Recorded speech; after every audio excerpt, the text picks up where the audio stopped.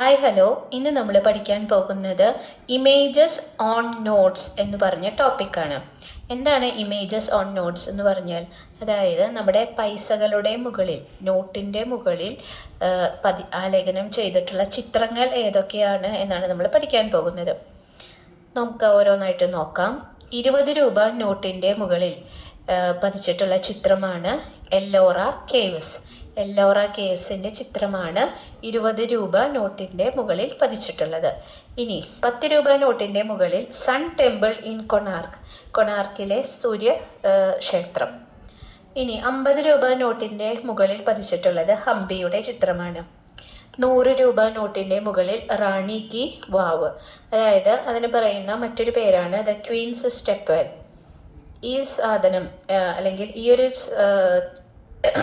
ഒരു historical place ഉള്ളത് നമ്മുടെ പട്ടാൻ, ഗുജറാത്തിലെ പട്ടാൻ എന്ന് പറഞ്ഞ സ്ഥലത്താണ്. അത് യുനെസ്കോ വേൾഡ് ഹെറിറ്റേജ് സൈറ്റുമാണ്. ഓക്കെ, റാണി കി വാവ്, പട്ടാൻ, ഗുജറാത്ത്. അതിന് മറ്റൊരു പേരാണ് ക്വീൻസ് സ്റ്റെപ്പ് വെൽ. ഇനി 200 രൂപ നോട്ടിൻ്റെ മുകളിൽ ആലേഖനം ചെയ്തിട്ടുള്ളത് സാഞ്ചി സ്തൂപ.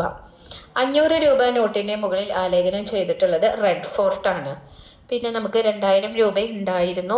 ആ 2000 രൂപയുടെ മുകളിൽ ആലേഖനം ചെയ്തിട്ടുള്ളത് മംഗൾയാനിൻ്റെ ചിത്രമാണ്. അപ്പം ഇത്രയാണ് നമ്മുടെ നാട്ടിൽ പ്രചാരത്തിലുള്ള 2000 ഇല്ല, ബാക്കിയുള്ള നോട്ടുകളുടെ മുകളിൽ ആലേഖനം ചെയ്തിട്ടുള്ള ചിത്രങ്ങൾ.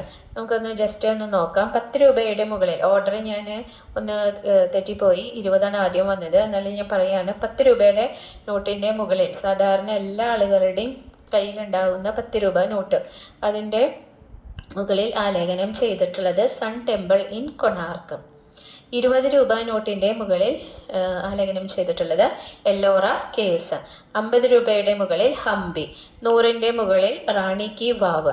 റാണി കി വാവ് എന്ന് പറയുന്ന ചരിത്ര സ്മാരകം ഉള്ളത് പട്ടാൻ, ഗുജറാത്തിലാണ്. അത് ഒരു വേൾഡ് ഹെറിറ്റേജ് സൈറ്റുമാണ്. പിന്നെ അതിന് പറയുന്ന മറ്റൊരു പേരാണ് ക്വീൻസ് സ്റ്റെപ്പ് വെൽ. ഇനി 200 രൂപ നോട്ടിൻ്റെ മുകളിൽ ആലേഖനം ചെയ്തിട്ടുള്ളത് സാഞ്ചി സ്തൂപയാണ്.